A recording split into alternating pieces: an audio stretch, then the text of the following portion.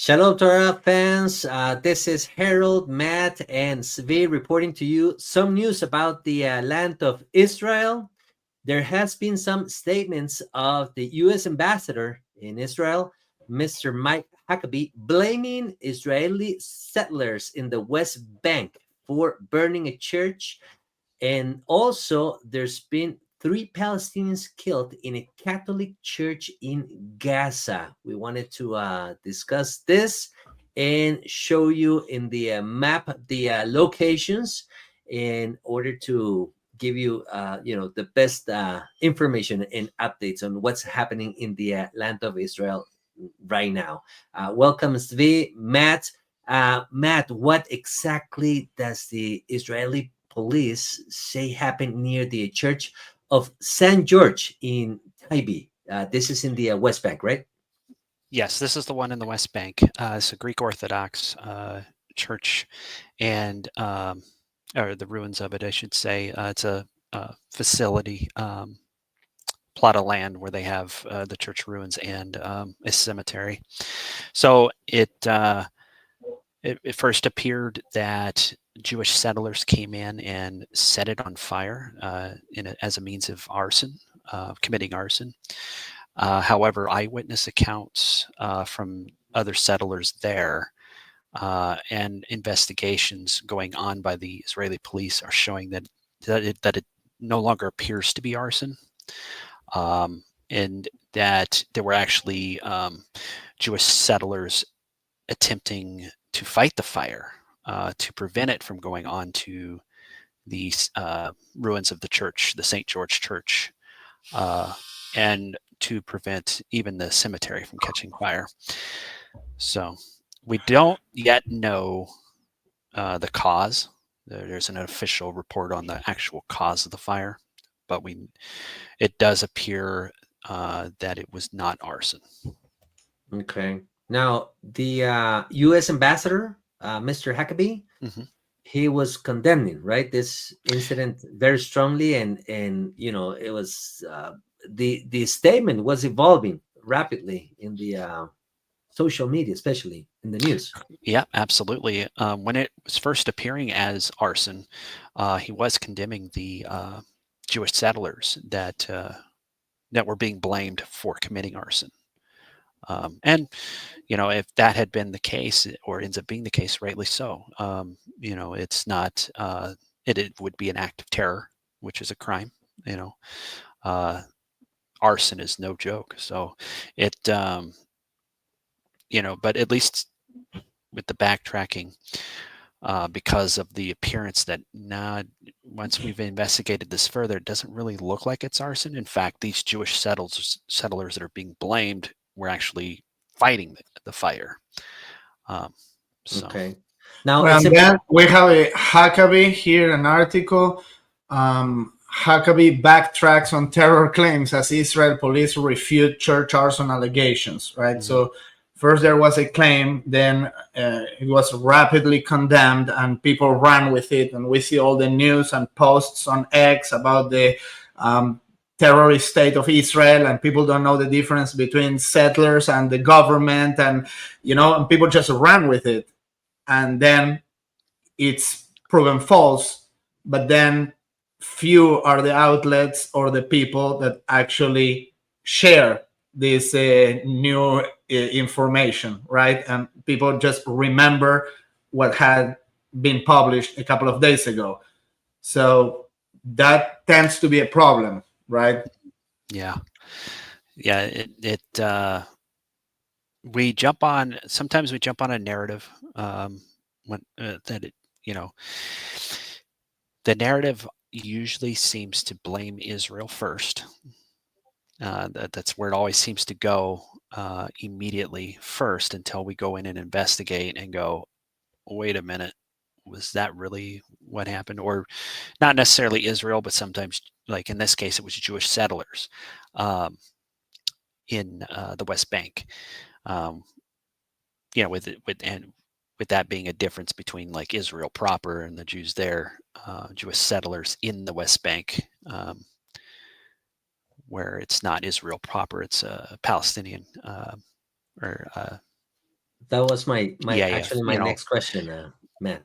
Well, can yeah, you please elaborate a little bit more on that, because I think it's important for our audience to understand that the West Bank, this is there's a conflict. There's still a conflict since yeah. so many years ago, and give us a little bit more on that, please.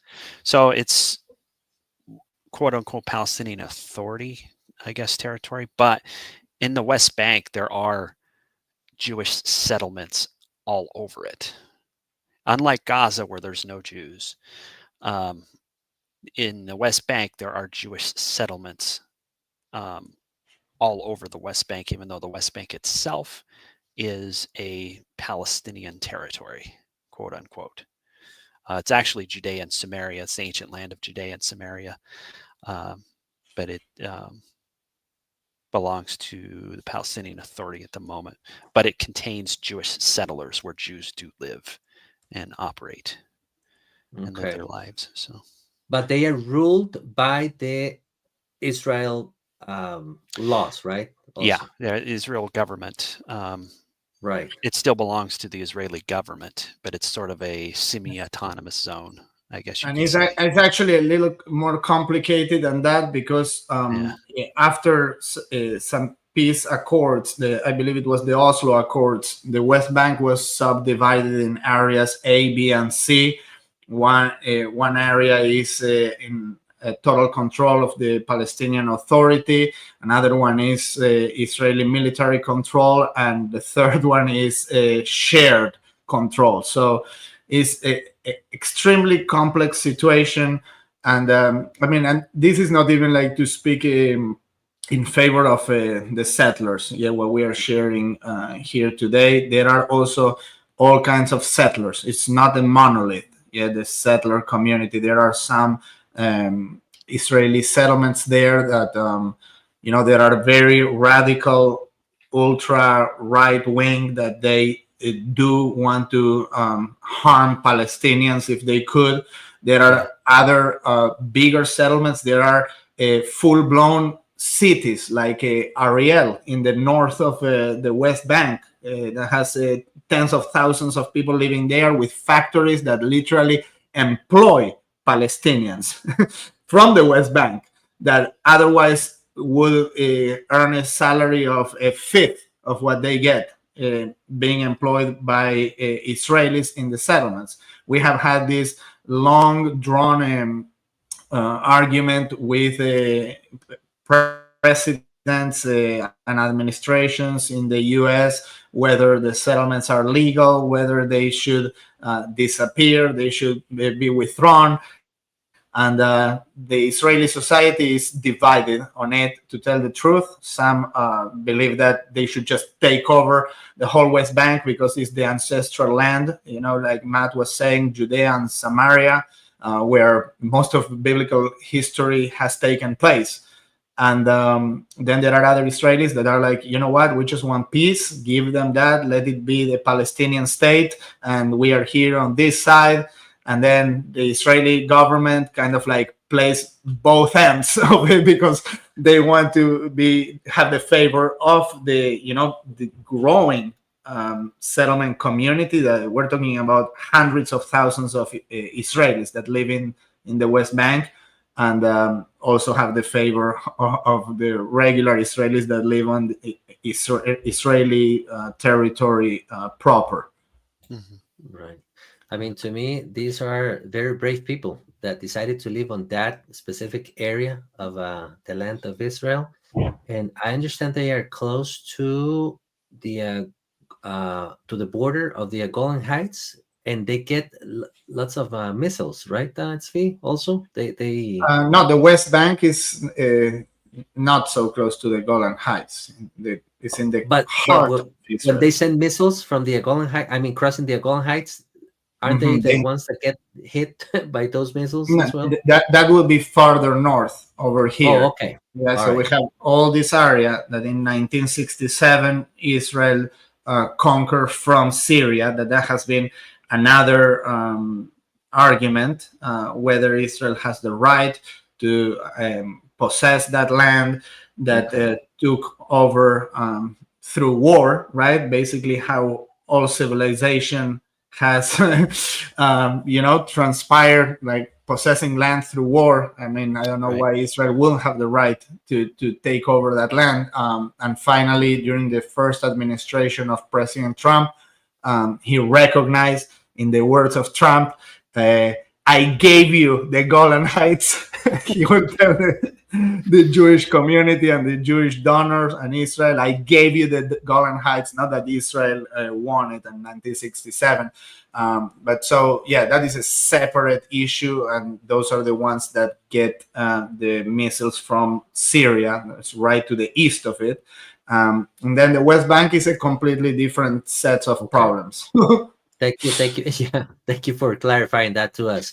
Now, this incident took place in the West Bank, the Church of St. George in Taybeh. Mhm. Now, let's Yes. go in the map. Maybe you can show us at Svi the other incident that actually took place in Gaza, right? Where Mhm. 3 Palestinians were killed, and this Catholic church was hit by the IDF. Is that correct, Matt? Yeah, IDF tank shot at. I don't know if they were intentional, but there was a tank. The IDF says it's by mistake that hit the church. It's the Church of the Holy Family, which is a Latin Catholic church. That's the And it is only the Catholic only church. Catholic church, right? Yeah. Okay. And then the Pope got involved. I heard. Yeah. Or So okay. Netanyahu, I believe it was, somebody in Israel called the Pope. I think it was Netanyahu called the Pope to apologize for the incident. And even Trump was, talking to Netanyahu, going, Uh, "What's the deal here? What's going on with right. this?" Asking for an explanation. Yeah, Yeah. and he Netanyahu was expressing deep regret uh,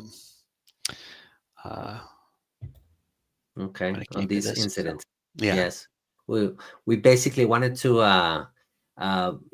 make the difference between one of the news and the other, because even I myself was confused about this incident with the church in Taipei and the other church, the Catholic church in Gaza. The church in Taipei, I think it's a Greek Orthodox church. Is yeah, that right? Greek Orthodox over there. Yep. Already then. Mhm. Okay. Well, we invite our audience to continue praying for the peace of Jerusalem, for the peace of Israel, the peace in Gaza, of course, and in the West Bank. And our hope is and our trust is obviously in Jehovah and in the Lord. So we ask you for your support for Israel, and let's continue praying for the best. Etzvi, you wanted to thank our members for the YouTube membership? Yes. Yes, and just to let everyone know that we have available now 3 tiers of memberships on the YouTube channels, and we are posting there exclusive content as a thank you for everyone that is supporting this channel. So we invite everyone to check it out over there. Alrighty then. We'll see you on the next one. Shalom.